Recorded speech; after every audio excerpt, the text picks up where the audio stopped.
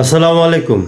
আপনারা অনেকেই সেই সন্ধ্যা থেকে শত শত মানুষ কমেন্ট করে প্রশ্ন করতেছেন যে সচিবালয়ে যে আগুন লাগছে, এই আগুন লাগার কারণে এই ভাতার টাকা পাঠাতে দেরি হবে কি না, এবং সেখানে অনেকে গর্ভবতী ভাতা, বয়স্ক বিধবা প্রতিবন্ধী ভাতা এইসব নিয়ে প্রশ্ন করতেছেন যে এগুলো পাঠাতে দেরি হবে কি না। এখন আপনারা বলেন তো যে আপনারা এই ধরনের উৎকণ্ঠার কারণ কি, দয়া করে একটু কমেন্ট করে জানিয়ে যাবেন আমাকে।